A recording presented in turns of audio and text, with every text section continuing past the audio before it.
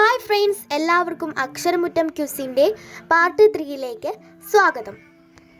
ഇതിനു മുൻപ് നമ്മൾ പാർട്ട് 2, പാർട്ട് 1 എന്നിവയൊക്കെ അപ്ലോഡ് ചെയ്തിട്ടുണ്ട്. കാണാത്ത കൂട്ടുകാർ കാണാൻ മറക്കല്ലേ.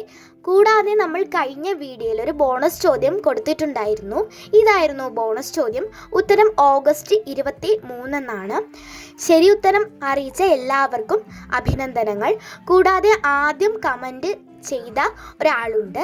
അദ്ദേഹത്തിൻ്റെ പേര് ധ്യാൻ വിജയ് എന്നാണ്. കൺഗ്രാറ്റുലേഷൻസ്. ഇനി നമ്മൾക്ക് ഫസ്റ്റ് ക്വസ്റ്റ്യനിലേക്ക് കടക്കാം. തപസ്യ കലാസാഹിത്യവേദി ഏർപ്പെടുത്തിയ പ്രഥമ അക്കിത്തം പുരസ്കാരം ലഭിച്ചത് ആർക്കാണ്?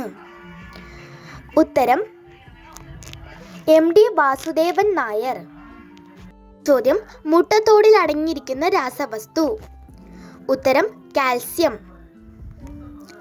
അടുത്ത ചോദ്യം, ക്യാൻസറുമായി ബന്ധപ്പെട്ട ശാസ്ത്രശാഖ ഏതാണ്? ഉത്തരം ഓങ്കോളജി. അടുത്ത ചോദ്യം ഇതാണ്, 842ൻ്റെ പൊതുവൽക്കരിച്ച രൂപം ഏതാണ്? ഉത്തരം 800+40+2. അടുത്ത ചോദ്യം, പ്രധാനമന്ത്രിയായിരിക്കെ വിദേശത്ത് വെച്ച് ദിവംഗതനായ പ്രധാനമന്ത്രി ആരാണ്?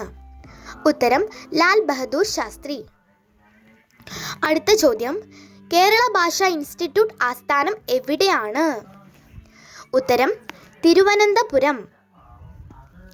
അടുത്ത ചോദ്യം, ജലനഗരം എന്നറിയപ്പെടുന്ന സ്ഥലം ഏതാണ്?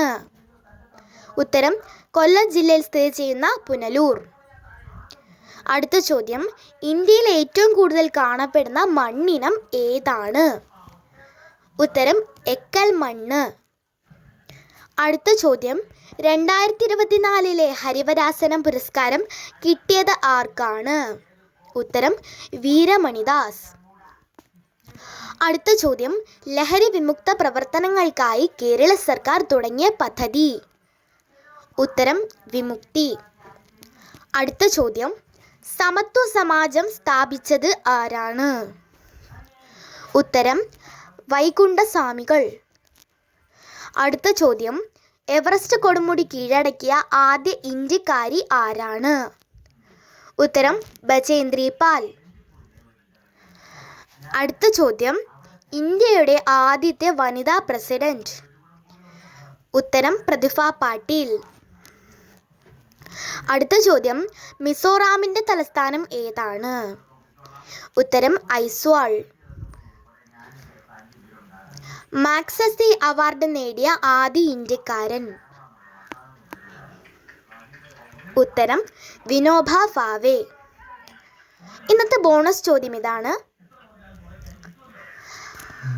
2024 ഓഗസ്റ്റിൽ പ്രഖ്യാപിച്ച മധ്യപ്രദേശ് സർക്കാരിന്റെ ലതാ മങ്കേഷ്കർ അവാർഡ് ലഭിച്ചത് ആർക്കാണ്? കൂട്ടുകാരെ, അപ്പോൾ കമന്റ് ചെയ്യാൻ മറക്കല്ലേ. ഇത്രയും നേരം കണ്ട എല്ലാവർക്കും എൻ്റെ കൂട്ടുകാർക്ക് നന്ദി.